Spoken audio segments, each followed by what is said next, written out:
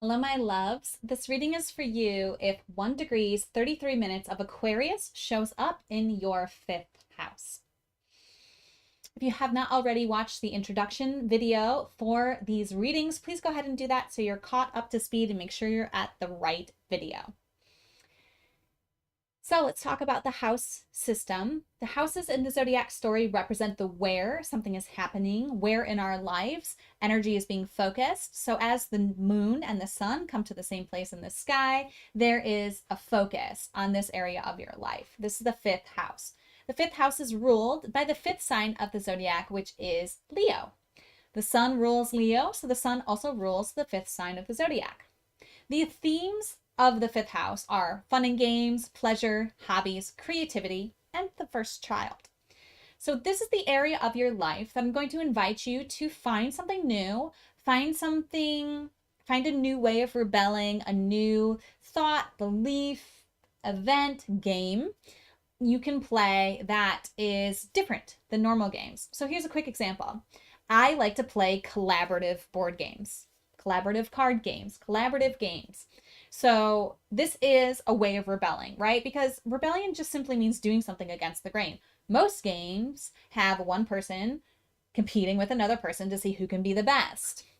This game, or these types of games, have you collaborating, have you sharing information. Usually there's like some information that's withheld and like you have to work together as a group to figure out what the answers are to these questions. There's so many games. They're really fun, really engaging. And this would be an example. You could just say, I'm going to only play collaborative games. That's actually something that I've chosen to do. A few months ago, I chose to do that. Like, I'm done with competitive games. I'm done. Just for me personally, okay? This doesn't have to be you, but this is an example of how this would work out. I'm only going to play collaborative games from here on out. That is my choice, and that is what I will do. Okay. So you could choose something like that.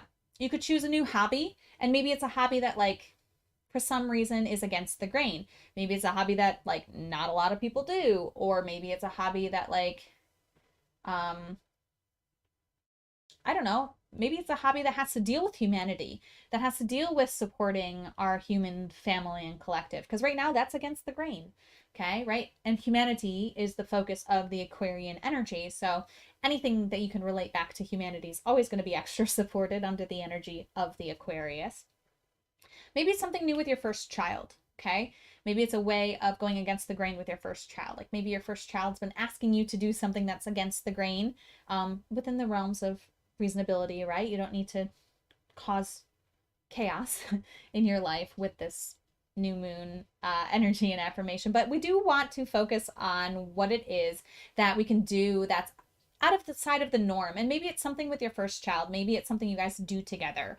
That could be really fun. And definitely within the house of creativity. So like something I started doing with my nephew was taking him to improv comedy, which I love. There's a great improv comedy, local improv comedy.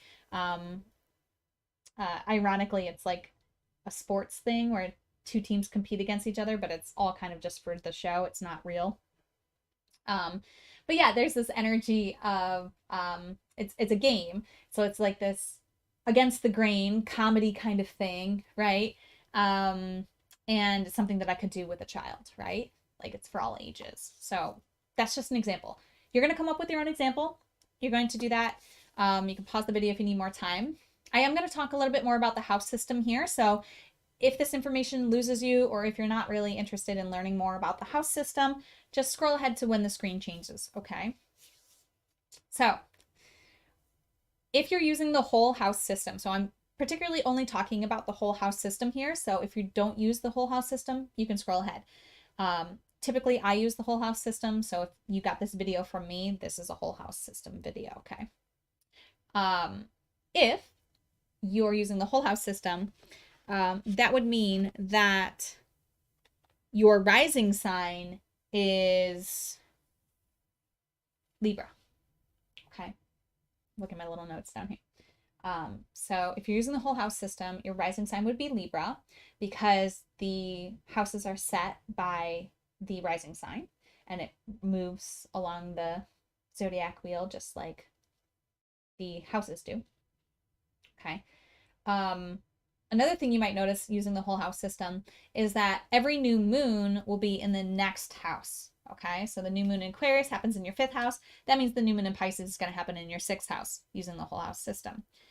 Full houses, the one when the sun is opposite the moon, will always happen in the house that's opposite whatever house the new moon happened in.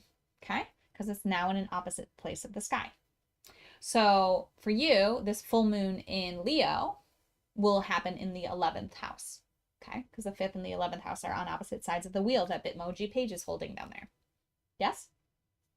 Okay, just wanted to add that little bit of understanding and knowledge because I think it's fun. Let's get into the reading part.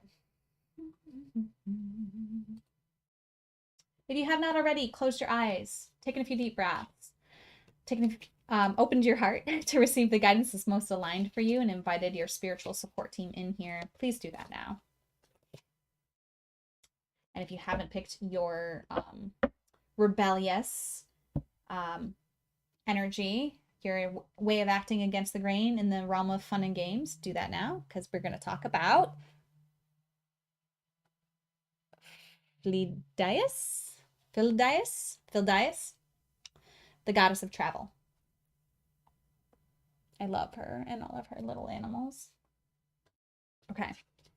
She's going to be here to guide you through this rebellious act, this rebellious change, this new game that goes against the grain that you're playing. Okay. Her message is, think only good thoughts as they can travel and affect others. Your adventurous spirit knows you should turn around if you are not on the right track. Your vision isn't blurred, so you can overcome anything and possess the freedom to do whatever you wish. You'll discover that your great ability to forgive unblocks the pathways to happiness so you can travel lightly.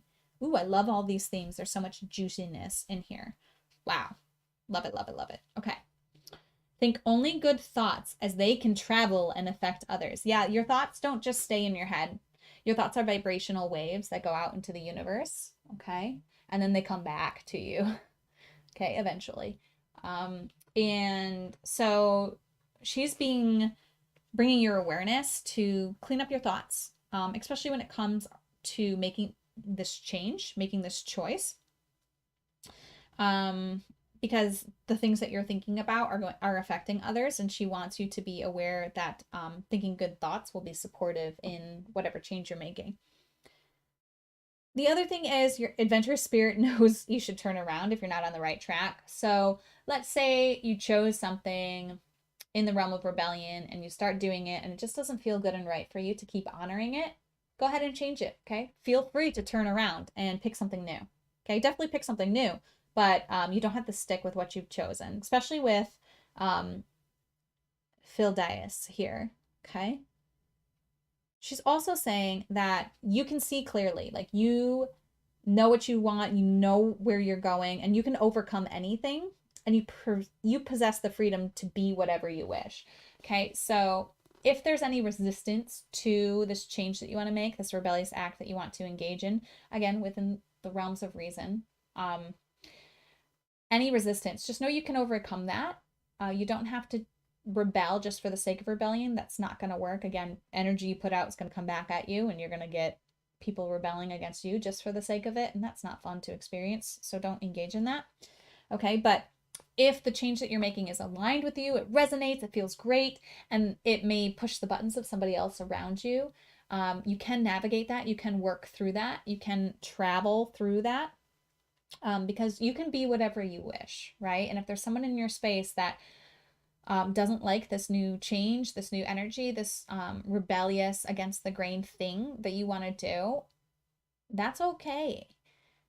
We change as people, we grow as people, and sometimes the people in our space grow with us and sometimes they grow away from us. And regardless, you have to be you. You get to be you. If you want to do this change, this thing, this against the grain fun, if you want to have this against the grain fun, go ahead and do it, right? As long as it's not harming anybody else and it's supporting you and humanity. You know, you don't have to support humanity, but that's an added thing that you can add in there.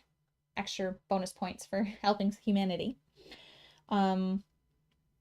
And it also says you'll discover your great ability to forgive unlocks the pathways to happiness so you can travel lightly. So you may need to forgive the person who's going in opposition to you. You may need to forgive the person who caused you to not allow yourself this fun to begin with, right? A lot of times the things that are fun to us, if they don't go with the status quo of our home, especially when you were young, will get squashed for wanting to have that type of fun or engage in that type of against the grain action, right? And so we'll get shut down. Okay, so you may have been shut down by a parent, a caregiver, someone close to you for wanting to go against the grain because it made them uncomfortable because they've already suppressed their going against the grain to fit in, right? But you get to be who you are. That's the Aquarian theme. And you may need to forgive the person who quashed this originally in you or is doing that again. And the person doing it again may simply be a reflection of the person who did it before. And the only reason that's happening is because you haven't forgiven that person before. Once you forgive that person before, the person in your space will not be doing that anymore. They may leave your space, or they may shift their own energy, but you have to kind of leave that up to them. Does this make sense? Let me know if you have questions. Let me know how this resonates.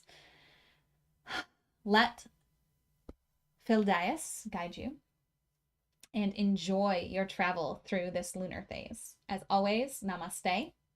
The universal light within me salutes and honors the universal light within you. Namaste.